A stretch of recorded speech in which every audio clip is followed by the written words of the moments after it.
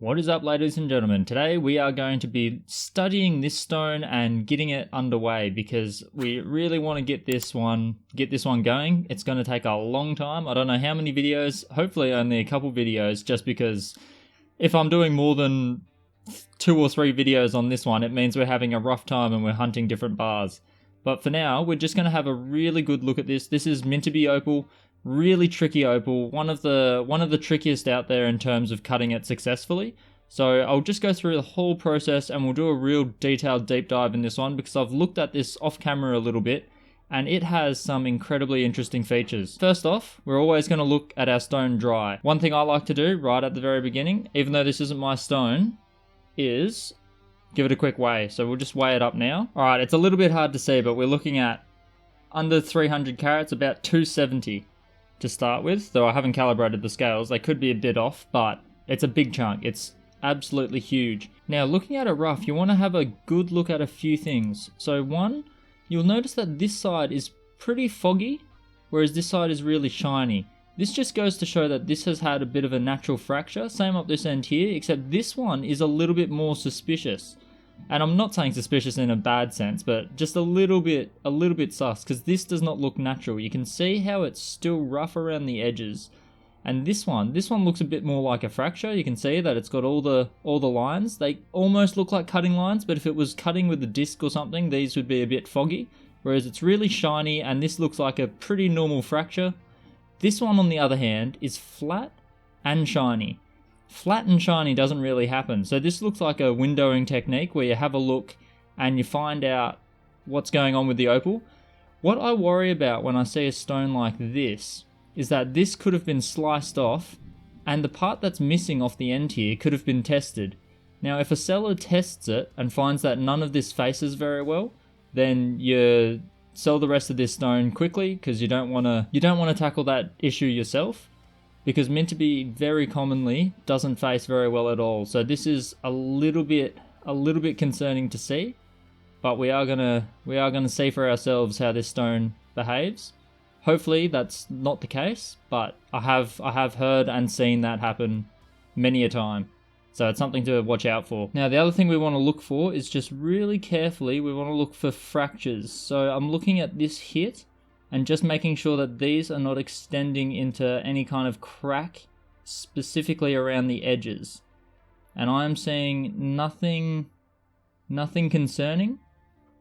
There are a couple little things, like this here looks a bit like a crack, but apart from that, this just looks like it's been rubbed back. You can see that it's definitely been rubbed back because on this top side you can see the bevel that they've rubbed back on here as well. I'm not sure why, but maybe they saw something that they just wanted to check quickly before selling it.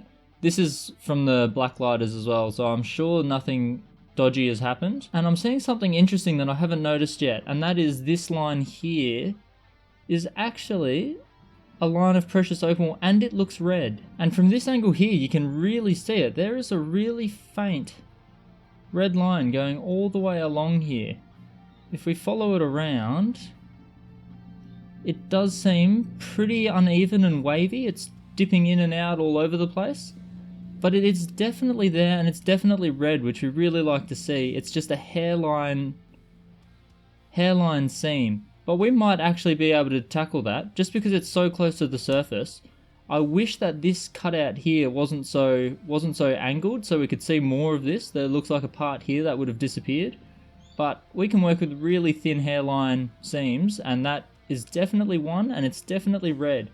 Now, it's not as vibrant as over here in the blue and green, but who knows? Mintabie really struggles to face. If it's a bit faint here, it could be really strong from the other side, from this as the face. And there's nothing else here that we're really interested in, so I'm happy to carve through. There also seems to be a little bit of blue just above the red, but I can't see that as a distinct bar on top of the red bar.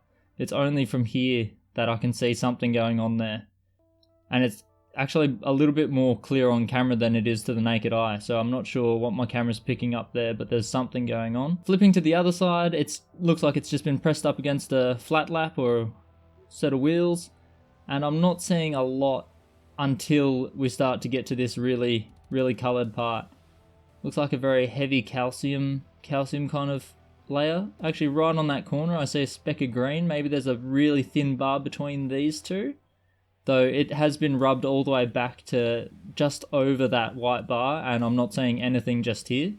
Maybe they've pulled up just short, but yeah, there is definitely something right on that corner, but I can't see it extend anywhere else, so maybe it's just a random small pocket. And then we get to the meat of the piece. So we've got a whole heap of green. If I go to one of the shiny sides, like this windowed side, you can see here, really distinct crystal-y kind of bar, and then here, more of a grey body tone bar. You can see it's got some really good colour, and at specific angles, you can see that it's actually like shooting fingers towards that nice crystal bar, and then there's a really thin crystal bar underneath it. This is a really tricky one, because that grey potch there may actually face really well. I've had it happen a lot with Mintabie, where this faint kind of colour bar actually turns out much better than this clear crystal bar here. Another option would be to slice it right down the middle here, but that's a bit of a all or nothing kind of play. I really wish this crystal bar was right up against this dark area here. It can really help it pop if we came down from the bottom side up and hit this right on that black, or right in that black. With crystal, you can get the black crystal effect where it's nice and transparent, so it goes straight through and you see that black behind. Otherwise, you really need the black to be part of the body tone, just like the grey is on that upper bar over here. So I've actually got the most hope for this bar here, surprisingly. If it was something like Cooper or Lightning Ridge, I'd be more keen on this one, but for Mintabie, I've had these ones here work out much better, and the good thing is that that's really thick. That's nice and thick. If I quickly get the calipers out, we're looking at something around, what's that? 3.5 mil. 3.5 mil, that's plenty thick, plus there's a good 2 mil on either side that we could keep. So for a cab of this size, it would be quite a good thickness to have it that big. You could have a really high domed stone, but it does come down to how these are all going to face. And there's a nice orange bar in here as well.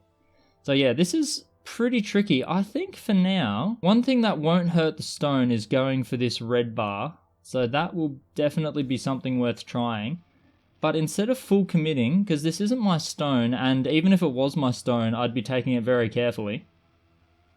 Instead of full committing on just a single bar and choosing a single direction to face it, what we'll do is we'll do a little bit of a technique that you can get away with when you've got a Dremel. And that's kind of, if I segment off this kind of corner of the opal, just a small corner, and just get a burr and just grind that back, we can actually test each of these bars without committing to an entire thing and destroying a huge stone. That way it gives us a few chances. So we could go from over here, we could try another one here and try to hit a bar from that direction. We could go over here and hit another bar in this corner. You could even do a whole edge or like a little pocket of an edge, but I don't like to do that because it's hard to remove later on and you do lose a lot of stone. Like here, what they've done is reasonable. I think that's actually a fracture, so that's just chipped a chunk out. The stone looks pretty stable to me, but that's a sign that it could be a bit brittle. And Mintabie's known for being pretty hard and brittle as well. But there is a lot of option here to just be able to test little edges and go all the way down. You can't really do that with a cabbing wheel. All you can do, well, same with a flat lap. All you can do is take these huge bevels, take these huge edges off and just have a look as you're going down. But with Mintabie, you really want to be able to look at that dead-on face to make your decisions. So what we're going to do is we're going to get some of the sintered burrs and work our way down until we hit one of the things we're interested in, say this red bar, and then we're just going to reveal a little corner of it here. Worst case scenario, it's a dud, and we go to the next one, next one, next one, next one. If we run out, then we've just lost a tiny corner up here. And we can try to yield something out of this. Turn a couple $100 stone into a couple $1,000, hopefully. Fingers crossed it doesn't become too much of a battle, but we'll see. So anyway, that's a lot of things to look for while it's dry. Now we'll get it wet, and then we'll do a bit of a check on a few things with the wet stone as well. Okay, now a quick little wet inspection. The wet inspection is a lot faster. You're not looking for all of those kind of all of the same things that we were looking for when it was dry. But what it does is it really shows you where this color is. Now I can clearly see by eye and even more on camera that there is a blue bar over the top of this red bar on this face. And you can see right here that it actually could yield something half decent. So we could hit that first bar, well, somewhere there's a blue bar before that red one. Somewhere there we can just scrape this back and end up with a stone that looks something like this. Now that's not a huge winning stone, but if that's across the entire face, that might be half decent. We really should try out at least the corner over here where I can see it just coming through on that edge. So we will try a little corner here, go down, find it, and then maybe polish it up, just a little window of it, polish it up and see what it looks like, because I can't see this one all that well, except for this fractured part just here. And it could actually yield a pretty good stone. It's pretty far away from the other bars, so then there's the option to slice that off, and you'll end up with one guaranteed massive opal just there. Now, if that is a really hazy kind of blue and not overly clear, like it is something on a direction like this, no matter where I position this stone, I'm still seeing this red just along here. So if this is a dud, it's only an extra 0.5 millimeter to get down to that red one, and we might end up with a huge red stone. So this is really good. What the water does is it masks all of those kind of imperfections. So you can see here where there are those massively jagged fractures. You can see it just smoothens that out, and you can really have a look at the color playing behind it. On this already pre-polished kind of window, you can see that it doesn't make a huge amount of difference, but it does still yield a little bit of pop on that color bar. When you've got the thing submerged as well, you get a bit of a magnification effect, though it's not huge and not overly useful most of the time. But you can see here that it's even showing that this is even better.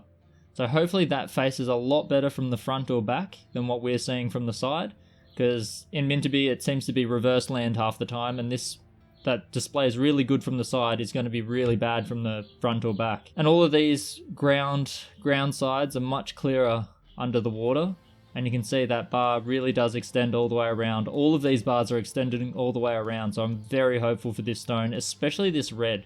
That could be an absolute dark horse and come through an absolute winner.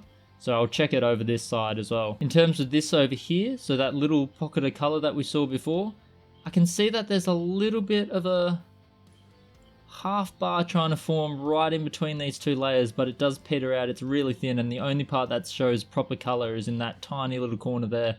The rest I can just see a clear interface between the white and the grey. So yeah, a little bit of extra information with it wet, and we could use all the information we can get to help us with this stone. So definitely take your time and make sure you look at all of those kind of things. I know I've said a lot in this one, but it is really good to start trying to do all of these things each time you look at a stone, especially when it's a stone that's got such huge potential like this one here, and you don't just want to commit to one direction and completely waste an entire stone. Definitely take it in little parts, take it slow, and just prioritize everything and do your highest priority first. For us, it's just checking this top one because it's really easy and does very little damage to the stone. Check this blue bar. If it fails, check this red bar. If the red bar wins, then we can plan the rest of the stone after that. I think that is the highest value bar if we can get it to work. So yeah, just prioritize based on value of each bar. You really need, with Mintabie, to pay extra attention to facing potential.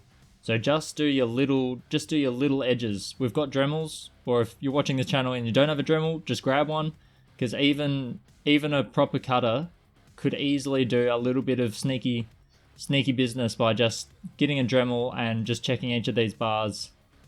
And yeah, getting a bit of a heads up before you commit to entirely just diving in for this bar, going straight down this way, getting to here, seeing that it doesn't face, going to the next one, seeing that doesn't face, next one doesn't face. And you'll never know if it was going to face better from the other side. So it's always good to know as much as humanly possible. You could also just slice this up into smaller pieces, but then you've automatically handicapped yourself to the smaller stones. So you don't want to do that, but it is another way to hedge your bets as well. That way you can try one quarter of this first. If it works, good, do the rest like that, but now you've got 4 small stones. So you guys get the idea. Hopefully we just get a really strong red bar over here across the entire face, and then yeah, it'll just be up to slicing or coming through this side and seeing if we can end with a double-sided stone.